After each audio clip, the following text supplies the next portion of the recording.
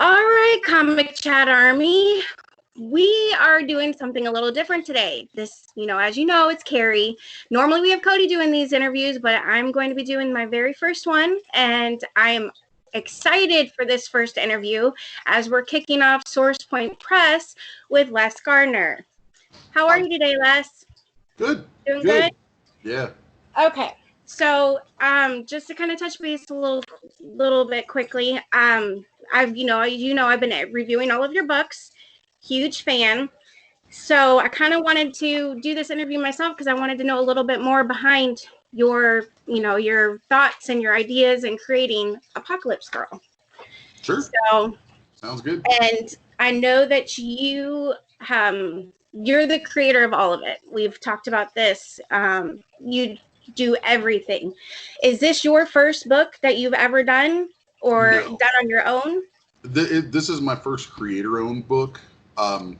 I got into working in comics back in, let's show my age here, 1993. Okay. So, 93, I was doing, I got my first gig in comics, penciling and inking this indie vampire comic called Shadowcross. Okay. And then eventually the publisher asked me to write it as well. And I worked on that for about a year. And then from there, I went on to a few years of a decent amount of indie comic work that, when you're 19 years old, it's like you don't need a whole lot to live on. So I just drew comics for, well, I shouldn't say just drew comics. I had a couple other things I did, but mainly I was drawing indie comics for a couple of years. I dropped out of college to go to try my hand at doing this. It's something I'd always wanted to do. So, and I've worked on a few different indie comics, mostly back in the 90s. And have I've done other jobs in the comic book industry since then.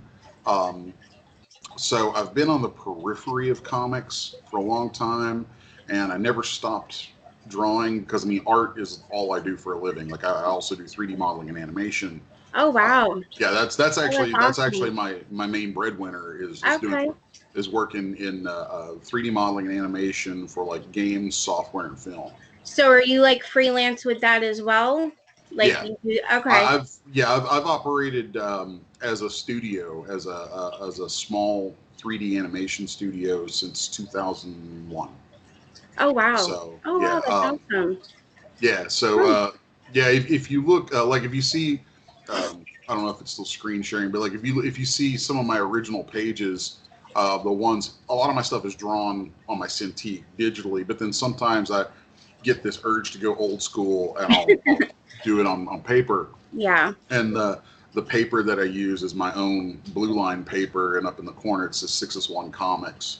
Oh wow! So it's literally your own paper that you've created. Yeah. Oh wow, that's awesome. Yeah. So like my paper is branded and. Yeah. And you sell it, or is it just for you? It's just for me. Honestly, that's so cool, it's just because it amuses me. I actually I used this stuff called Blue Line Pro for years because the stuff actually Blue Line Pro is excellent. It's excellent products. And Bob Hickey, if you're listening, I want my 10% for that. Bob Hickey, the guy who owns Blue Line Pro, gave me some of my very first comic book work back in 93, 94. Oh wow! And shockingly enough, I was really surprised. I moved to New York when I was 19, or just outside of New York, to try and do this stuff. And the first comic company I ended up getting work from was in Florence, Kentucky, like a 2-hour drive from where I live. Yeah. So, that's crazy. Yeah, it was really weird, but Bob and his guys up there in Florence, they make the Blue Line stuff, and they've got all kinds of goofy stuff they get into. But no, I don't know. I always liked it's totally a vanity thing. I always liked this. I always thought it was so cool seeing Marvel or Image or DC on the original papers for people, and I was like, well, I'll do my own damn books. I want my own paper. Here, put. So you know that to me just makes your work more genuine and authentic for yourself. I mean, you've like literally created even some of the tools that you use in your artwork. So, you know, I respect that. I think that's a pretty cool thing. No, I appreciate it. You know, Yeah. No, I uh, mean, it is. I mean, you as an artist, you know, I come from an artistic family and music family, and, you know, you appreciate and value the things that makes what you do come to life. And if oh it's yeah, down to the oh yeah. paper, the, you know, everything. So I think that's pretty cool. So talking about that, how did Apocalypse Girls come about? Like, how did you come up with the idea? You know, because your books, I have to say really quick, are the way you have each book, I think is so cool. And I don't want to give too much out there to, you know, the viewers, but I love how each book depicts a character from your story. And that's what's, to me, that I just think it's so cool and it's different because you really showcase each character in each one of their own books. Yeah, well, I appreciate that. You know, um, I get the question quite often. You know, it's like, oh well, you know, where did Apocalypse Girl come from? Where did the idea come from? And all that. It because I do 3D so much, Mm-hmm. and like concept sculpts and all that kind of stuff. Um, I was spitballing some concept sculpts. Actually, almost everything that's in Apocalypse Girl, I have a 3D sculpt of. Oh, You know, like traditionally, comic artists, you know, will design our characters on paper and we'll draw them out, and I do that. I draw them out, but I yeah. also sculpt them out digitally most of the time so that I That's have a cool. three-dimensional maquette of them, and I may Mm-hmm. even go as far as to rig them so that for really tricky shots I can like pose the character and really. That's why I like one of the things I strive for in my artwork is this consistency from panel Yeah. to panel where you can just kind of know, oh, we're moving here, we're going here, and all this, Yeah. and bringing my 3D side into things really helps with that. Well, I had sculpted up. I was playing around with this thing. I'm a huge fan of Evil Dead. Huge Ash Williams fan. Um, Oh and yeah. Yeah, I Yeah, me love too. like the shotgun that she carries is a straight up love letter to Ash Williams. Um, That's pretty the cool. That's her boomstick. You know, I never call it that because you know copyrights and stuff. But yeah, she's. I was like, oh, this girl got to have a boomstick. But she originally had a chainsaw too, and I was like, okay, Oh, that's too huh. much. Ditch the chainsaw. Yeah, no, I Yeah, think it's better. Yeah. No, I there agree. was there was some pretty cool concept art early on that had her with this clip where she could hook this chainsaw onto her belt, and Hmm, she'd be walking around with her shotgun and this chainsaw just swinging off the back. It was hmm. yeah, I liked a lot about that design wise, but I was like, no, this is just too on the nose, you know. Yeah. But No, and I see that. Yeah. but well, but the funny thing is, like the character at first was just kind of a joke. Like she was a sculpt. I was like, yeah, what if I were doing kind of a female Ash Williams and something, you know, kind of a Evil Dead meets Resident Evil, and it originally was going to have a little bit of humor to it Okay. because I'm a real snarky prick of a guy, and it was going to have this kind of humor to it, and when it was in the concept stage, it was kind of like that. And I was like, oh, okay, cool, whatever, you know. I played around with it, and I set it aside. So then, I don't know, some time passes, and I come back, I'm just poking through my stuff, looking for stuff to work on, and kind of getting my head together. My production life is a weird thing. And so I'm poking around, and I come across it, and it's like, huh, this is kind of neat. I ought to do a comic page or two of this, just for shits and giggles. Mm-hmm. And so literally the first page of issue number 1 was born out of that. I did that page, and this is going back a little bit. I did that page, and I was toying with the idea of doing a web comic.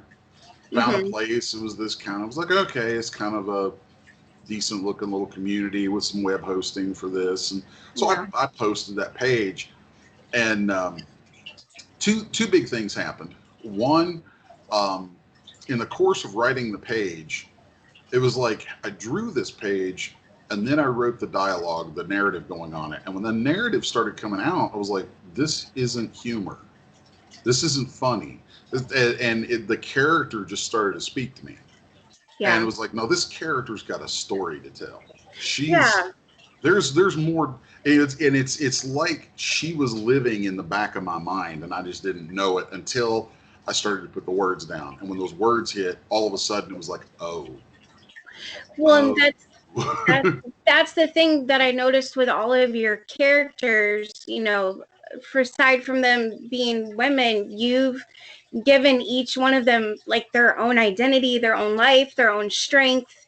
And, you know, you've kind of brought them to life as if they were here. Just you saying that, I'm like, oh my God, I so want to let her in on some stuff that comes in issues 5 and 6.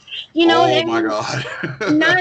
not just, you know, being a woman and you showcasing the strengths, you know, that what us women are capable of, but the fact that you, even if you did it with all male characters, the fact that you have the talent to bring your characters to life, it's like when I read your books, I feel like I'm living in the story.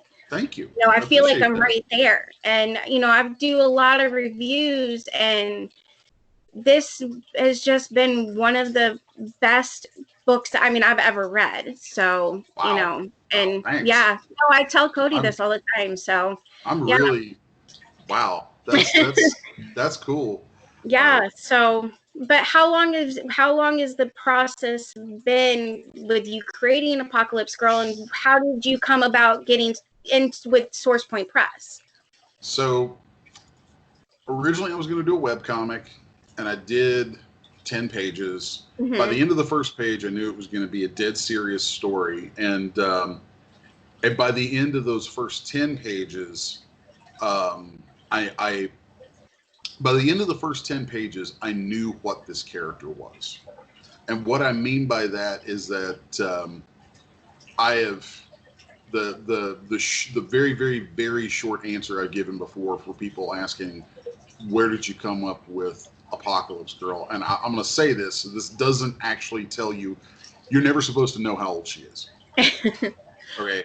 Yeah. But in my mind, I know. And she should have the appearance of like a 19 to early 20 something girl. Yeah. And what I have said a number of times is that it took a 19-year-old redheaded girl to exorcise my demons. Yeah. And there's a lot of super personal stuff. Like almost every character in it. Mm-hmm. Actually, the character is dealing with some personal thing of mine. That's like really cool. Yeah, almost every single one of them. It's like, okay, what issue am I going to deal with today? Oh yeah, this really bugs me. Let's put that in a character. This was something that really hurt. Let's put that in a character. And I feel that in your books. Like I see that, and that's what I feel like when I say they come to life, that we can relate to the situations or the emotions or this whatever they're going through, you know, with Mama and the girls and, you know, all of it. You can just really relate as a person to what your characters are going through in your series. I don't know if this would even be possible, but I would totally love to do a side project at some point. That would be an anthology book where mm-hmm. basically I would write the stories and then get other artists to do each chapter. And it would be just little short stories, mm-hmm. Tales from Mama's Place. See, that would be cool. Yeah. You know, just something of all these. Of course, well, I can't talk too much about Mama's Place because issue 6, there's some stuff that happens. Yeah. It's harsh. It's real harsh. No, I get it. I get it. But yeah, like all the characters in it. I mean, like from Anna, in the first review you did, you'd mentioned that she doesn't get named. She actually has a name. Her name is Anna. And, okay. Yeah, and the main character, she's named after my mother. Oh wow. Yeah, and the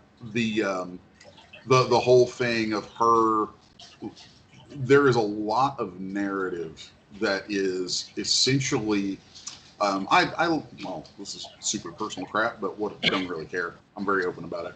I lost my dad when I was 17. Oh, I'm sorry to hear that. And he was a very old guy, super cool. I can drone on for hours about him, so I'm going to cut myself off there. But much of what you read, like a lot of the book, is Anna is taking place. It's the narrative is Anna hearing in her head what she thinks Papa wants her to do. Yes. And so that's that whole thing of the, it's like a young age, late teens, early 20s, losing a father, and then figuring out the world. Yeah, you're vulnerable, you're still you're adjusting and growing as your own person. So yeah, I mean, I totally understand. I can remember being, that age and all that, and the world looks like a really apocalyptic place. Yeah. And so that all kind of figures into where this all came from. I got those first 10 pages done and kind of flew them up. And so there was the character that was doing those pages. I put them up, and I don't even remember what webcomic site I put them on now. It's been so long. It was like 6 years ago. Okay. And I put them up there, and they got stupid amounts of views. I was like, holy crap. I was like, I just did this for fun. I mean, like, I loved comics, and like I said, I had still been on the periphery of the comic business. Yeah. Like I'm, doing some work. I did work on a number of projects with Brian Haberlin for a couple of years, doing 3D stuff for him, and helped develop some of the earliest augmented reality apps in comics and stuff like that. So really goofball, periphery kind of stuff. Yeah. But when I put those 10 pages up, the response to them was insanely strong. And I was like, oh, I gotta keep on this. So I pulled back, and a number of things in life. This book has hit a number of roadblocks of just time, like where there'd be months on end that I couldn't work on it because of day-to-day workflow, life problems, dealing with family. At the time I was married and raising 2 kids, and which my kids are grown now. Yay! Thank God they made it. They didn't die or get killed. So, but eventually, as I look back at it, I ended up actually Bob Hickey, a guy I mentioned from Blue Line, comes back up in this.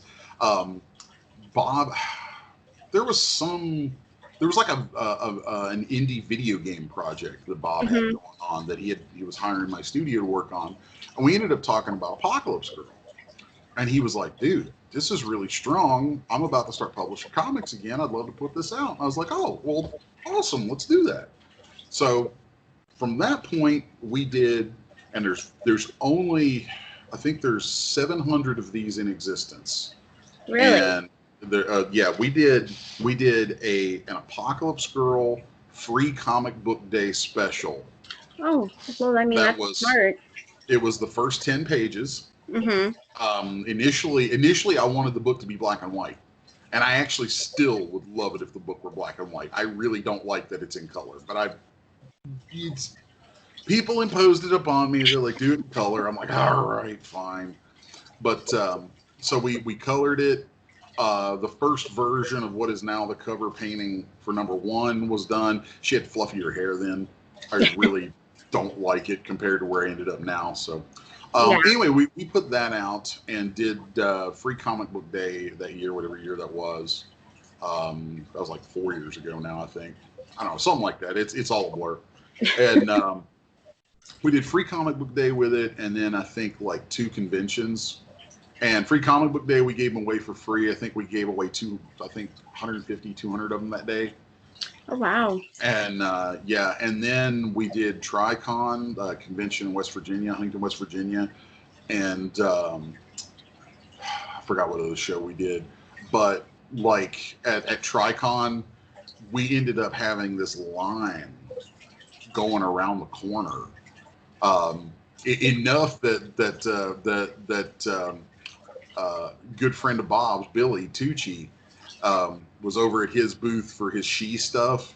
And he comes over and he's like, guys, what's going on over here? I'm like, dude, I'm got like a little 10-page thing here. People are digging it, and I'm just talking and doing sketches, man. Love your work. You know, that's awesome. Billy. So, but yeah, we did that thing, the 10-page deal, and that came out, and that was all great. But a number of things going on for Bob business-wise and behind the scenes kind of made it more and more difficult for him to be able to hang on as publisher. So I started shopping it around for a new home, at which point it ended up with Jim Munch, super cool guy with a company called Insane Comics. I really liked Insane Comics, and we got the first 3 issues out through them. And that was going really, really well. I think it was one of the stronger selling books that they had. I don't want to say it was the strongest, but I know it was doing really, really well. Did a couple shows with them, Cedar Rapids, Iowa, did C2E2. And C2E2 was pivotal because at C2E2, going all the way back to Tricon, at Tricon in Huntington, I met Dirk Manning for the first time, who's with Source Point. Yeah. And Dirk and I totally hit it off, and we would see each other at these other shows, and we'd chit chat and all this kind of stuff. And he really liked Apocalypse Girl. And he kept saying to me over and over, he's like, man, I need to get you hooked up with Source Point. This belongs with Source Point, man. So at C2E2, he comes over, and I'm at the booth with Jim and the guys. And Dirk's like, can you take a break? I'm like, yeah, I can take a break. He's like, grab copies of your book, bring them with me. Bring them with you. I'm like, okay, cool. So I brought him over, and so we walk over to talk to Travis from Source Point, and not really to pitch Apocalypse Girl, but really because I was like, no, I'm signed with Jim. I got a good relationship there. You know, I'm not going to do anything nefarious. That would just be unethical. Yeah. But it was more a thing to take the book over and show it to Travis and be like, hey, you know, and Dirk was like, you need to have this guy on our roster doing something. And Travis asked, he's like, you got anything else? Well, he looked at this. He's like, you're, you know, like, I like this. This is cool. And he's like, you know, would you have anything else you'd want to consider bringing to us? And I was like, oh, yeah, I got plenty of things I'd love to bring to you. So conversation started there. Well, about a month and a half later, Jim decided to close down Insane Comics. And so as a publisher, he closed up shop. I messaged Travis. I was like, hey, Insane Comics is closing up. Looks like Apocalypse Girl's free agent. So it was meant to be. Yeah, and Travis is like, get me a release letter, and like, and all of this happened inside 5 minutes. Like, I contacted Travis. I was like, Apocalypse Girl's free agent, Insane Comics closing down. He's like, you got a release letter? I was like, be right back. Literally had another chat window open with Jim, and it was like, hey, Jim, can I get a release letter? He's like, yep, already got one for you. Boom.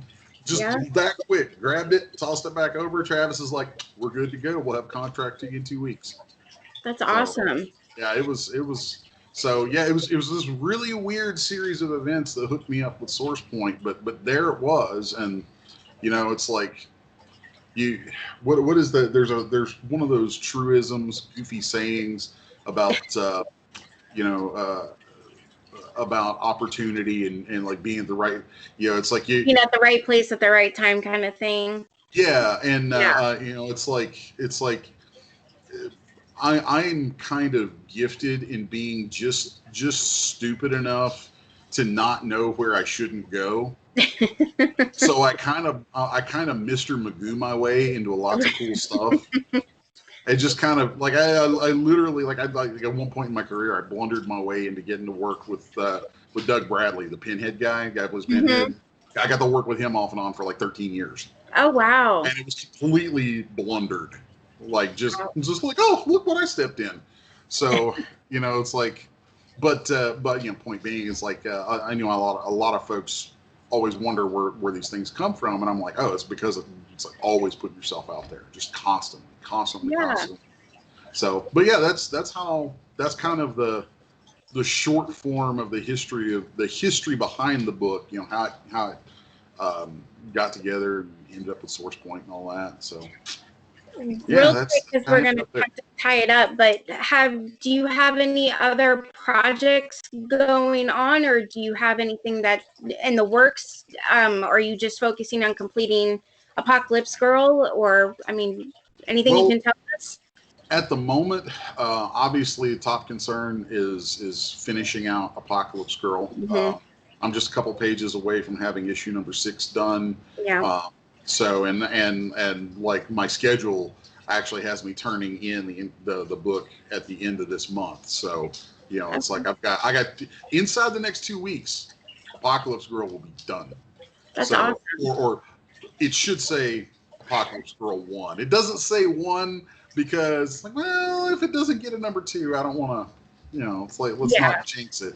But the last time, it's been a few weeks, obviously, with COVID going on and all that. But I spoke with Josh and Travis, and we were just kind of taking assessment of some things, and it looks like we're going to get to do Apocalypse Girl 2. That's awesome. So, I'm excited. The story is, good Lord. Once I got into the characters and everything, I love that you're drawn into the characters. Yeah. The individual characters. As things unfold, and I think issue number 4, which you have, that issue has my piss everybody off page in it. I love that page. You probably know exactly the page I mean too. Yes. Like I don't even want to give I want people to read it, and I don't want to give too much away, but yes.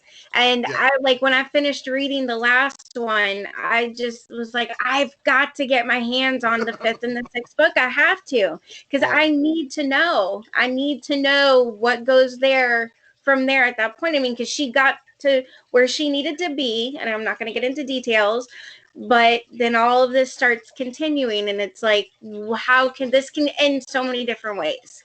Well, there are a couple of revelations in issue 5 that there's a couple of revelations in issue 5 that set up that lay the groundwork for the entire Apocalypse Girl 2 story. Issue number 5. We'll have to do a part 2 to this interview. Yeah. We're definitely going to have to.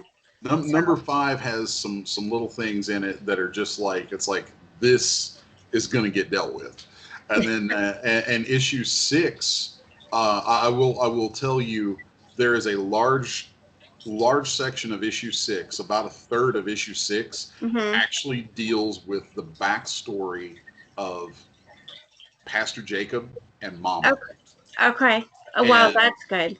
And I'm not going to give it away. Oh, I want to so bad because I love it. But like there is a connection between them that is deep and long and vicious, and I love it.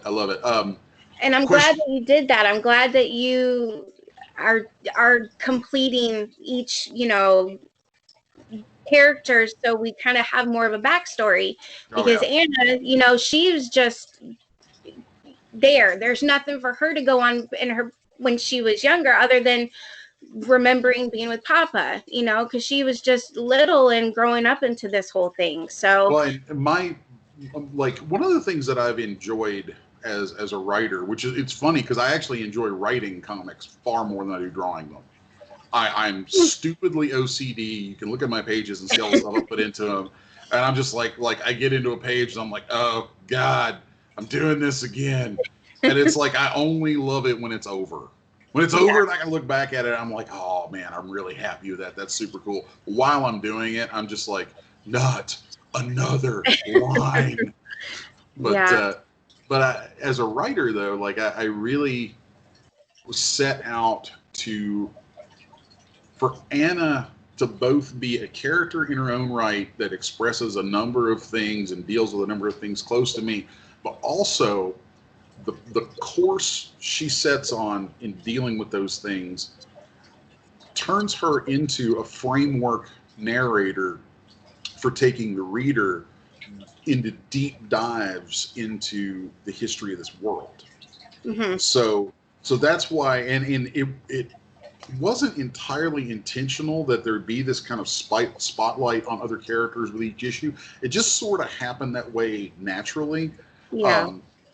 But yeah, so I liked the idea of her as she's kind of the container, Yeah. and well, in a weird way, I'm going to say something that gives future things away, but you probably won't understand why. I'll say it, and then down the road, you'll be like, oh, that's what he was saying there. She is a container for much of this world. Like, she Okay. is very much a container for it. I will have to remember that. I am really the last page of the series is going to make you go, what? And I can't wait to do Apocalypse Girl 2. And I can tell you right off, one major difference will be that Apocalypse Girl 2 will be almost exclusively deeply focused on Anna. Like the first series is hers, but you're learning about the people she bumps into and all this kind of stuff.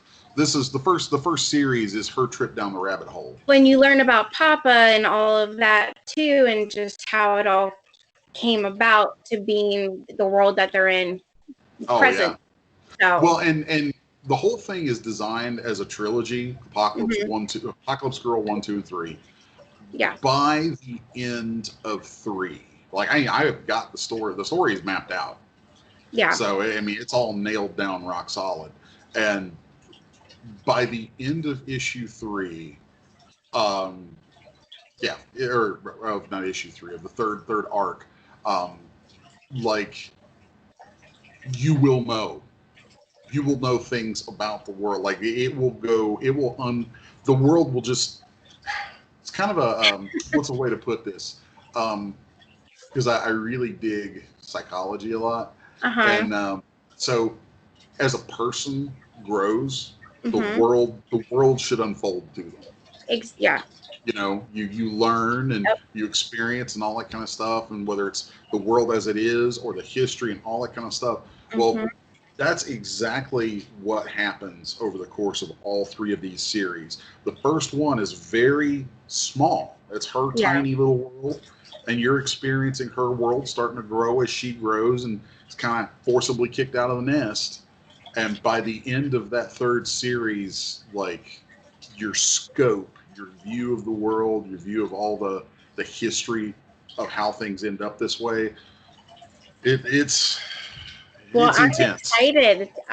Like I said, we're gonna wrap it up here in a second, but we'll definitely do a second interview. As far as other projects go, there are a couple of things that I have kind of cooking. Okay. Anything you want to share, or you can share really quick, or? I will share the title of one and just a snippet of what it's about. It's a book called The Sons of Perdition. The Sons of what? Sons of Perdition. And so imagine, have you ever seen the old horror movie, The Prophecy, with Christopher Walken? Yes. Okay. Yeah.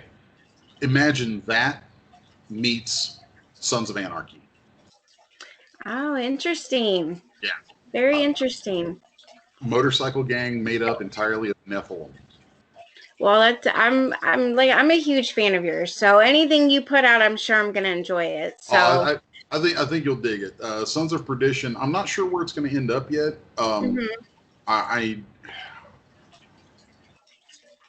The guys at Sourceport and I haven't really talked a whole lot about it, mostly because I'm very myopic. I like to just like okay, I'm doing this right now. Focus on this till it's done. Yeah. So like right now everything's Apocalypse Girl and that's that. But I would imagine it stands a good chance of ending up with them. If not, I know there's another pretty good sized publisher who's interested. Well, good. So there's all kinds of stuff like that. And I also do a fair amount, like since I came on the Source Point, my painted cover work.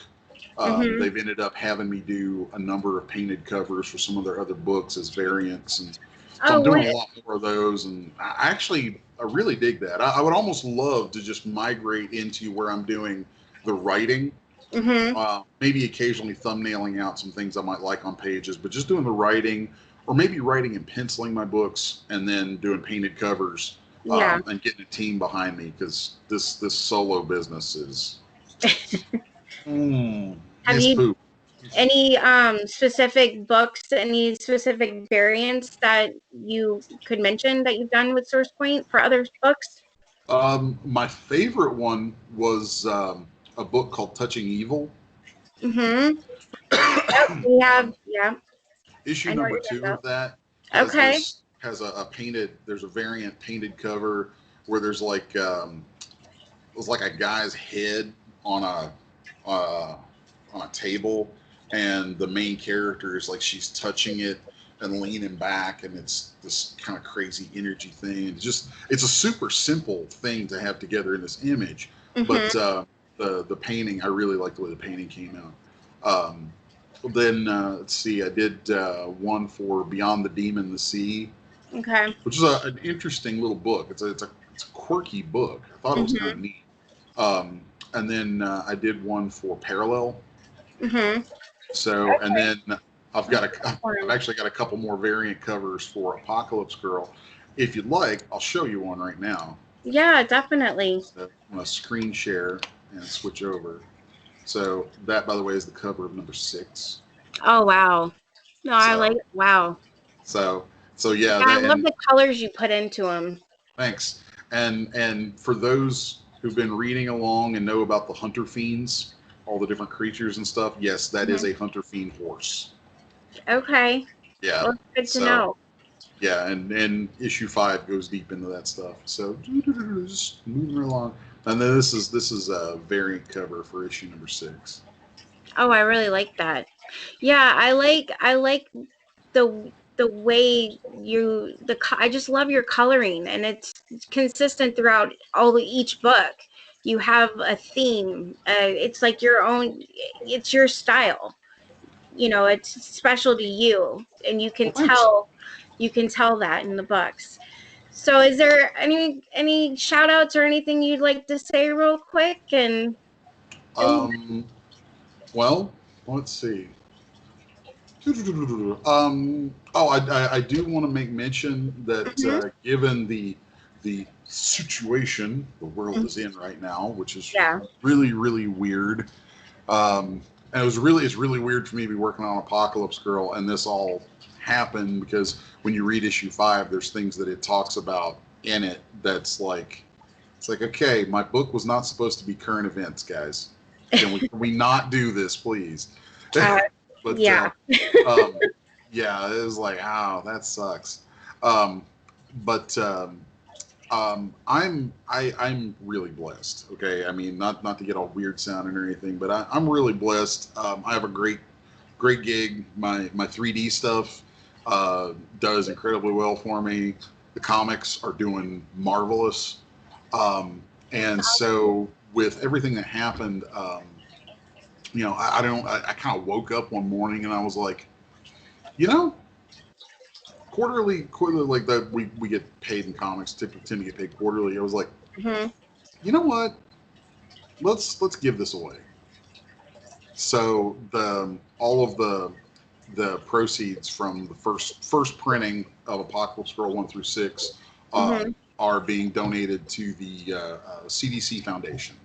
Oh, that's awesome. So That's yeah, really cool. all the copies of this that sell, all the first printing um, Hmm. is going to that. So we've so far That's amazing. I'm not sure how big the check going to them is just yet, but I know it's doing pretty well. Well, So I mean, that's awesome that you're doing that. Whatever any of us can do to give back, every yeah, little bit well, helps. You yeah. I mean, like for me, you asked how things are going, and I'm like, it really hasn't affected me much.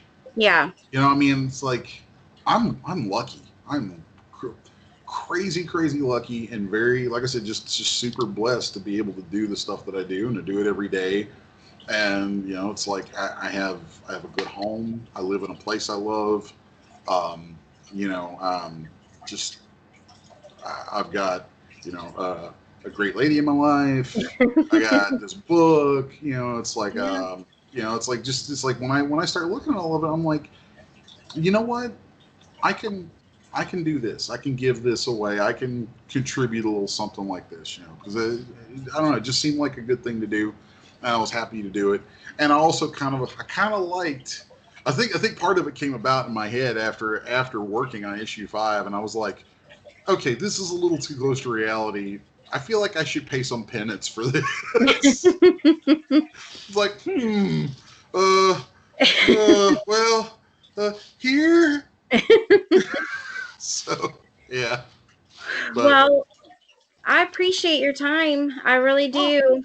I, And hey, anytime, you guys are awesome. I've appreciated the reviews and thank all that you. stuff. And, Yeah, we will definitely do a part 2, and I will get in touch with you when the rest of the series is out, and I'll get my hands on them cool. and anything else. So, all right, Comic Chat Army, you hear it from Les right now. I hope you guys check his books out, check my reviews out on them, and thank you. Have a good day. All right, you too.